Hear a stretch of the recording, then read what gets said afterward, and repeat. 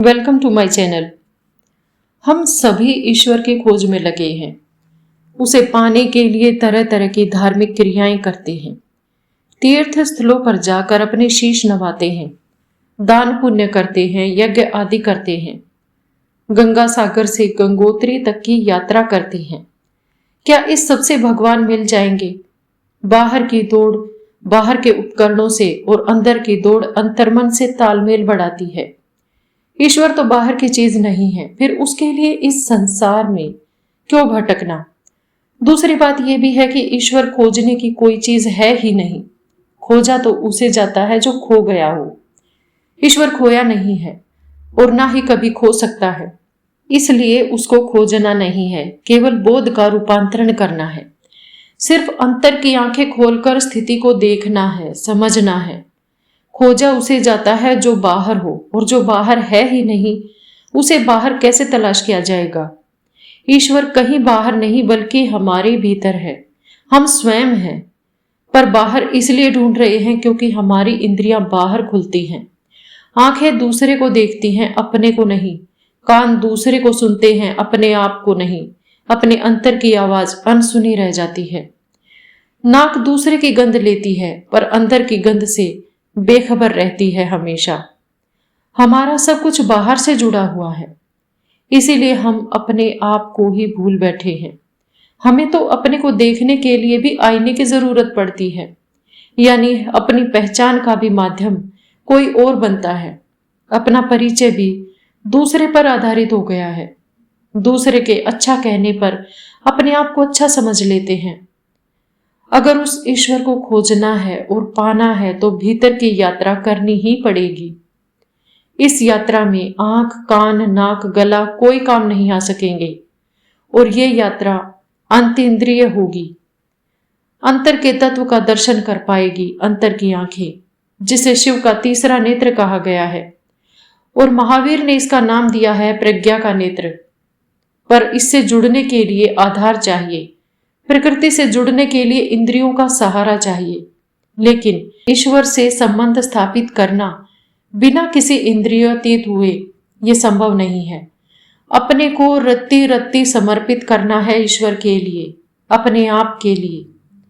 धूप अंधेरे में बैठे रहने पर किसी वस्तु को ढूंढना हो तो रोशनी की जरूरत होती है, लेकिन अपने आप को ढूंढना हो तो अंधेरे में भी पता रहता है कि हम कहाँ हैं। संसार को ढूंढना है तो बाहर ढूंढे, अपनी खोज करनी है तो भीतर करे। लेकिन हम तो सभी बाहर की दौड़ में लगे हैं। कहने को तो हर कोई कह देता है कि हम ईश्वर का दर्शन करना चाहते हैं, लेकिन माया जाल के सामने ईश्वर भी बहुत गौण साबित हो जाते हैं। हमारी खोज भी आश्चर्यजनक है। तलाश कर रहे हैं अंतर की और दौड़ रहे हैं, खोज रहे हैं उसे बाहर। सच में उसकी खोज भी कहाँ की हमने? हमें तो उसे याद भर करते रहे। लोग कहते हैं कि जब शिवजी ने तीसरा नेत्र खोला तो उसमें से आग निकली, और ये आग इस बात का प्रतीक थी कि जो कुछ भी उनके भीतर छिपा था उन्होंने वो सब जला दिया। मानव जाति जिस चीज को नहीं देख पाई उसे वो सहजता से देख पाई। तीसरे नेत्र का यही मतलब है। इसीलिए जब शिवजी ने तीसरा नेत्र खोला था तो उसमें से जो आग निकली थी, उन्होंने जो कुछ भी उनके भीतर था उसे वो सब जला दिया था। उन्होंने अपने भीतर से वो सब जला दिया जिसे जलाया जा सकता था, और फिर उनके हर पोर से पसीने और रक्त की जगह भस्म फूटने लगी। यह इस बात का प्रतीक था कि उन्होंने अपने भीतर से अज्ञान के एक एक कण को जला दिया, वो सब जिसे सच माना जाता था। जब एक बार ये हो गया तो उनके लिए तीसरा नेत्र खोल पाना मुश्किल नहीं रहा। तीसरे नेत्र को खोलने के दो उपाय हैं। एक उपाय है आपके भीतर एक खालीपन हो जो दरवाजे को भीतर अपनी ओर खींच ले और दरवाजा कुदरती तौर पर खुल जाए। वो दरवाजा खाली जगह होने की वजह से भीतर की तरफ खुल गया है। शिव ने न केवल अपने विचार, भाव, रिश्ते और अपनी चीजों को जलाया है, बल्कि अपने वजूद को भी जला दिया था। अब पूरी तरह से खालीपन है तो दरवाजा भीतर गिरेगा और खुल जाएगा। तीसरा नेत्र खोलने का एक और उपाय है कि आप सब कुछ अपने भीतर रखें। अपने भाव या विचार को प्रकट करने का आपके पास कोई रास्ता नहीं हो। आप एक शब्द भी नहीं बोले। आप देखेंगे कि अगर आप 4 दिन चुप रहे तो 5वें दिन आपका गाने का मन करेगा। गाना नहीं आएगा तो भी गला फाड़कर चिल्लाना चाहेंगे, क्योंकि आप अपने भीतर को खाली करना चाहते हैं।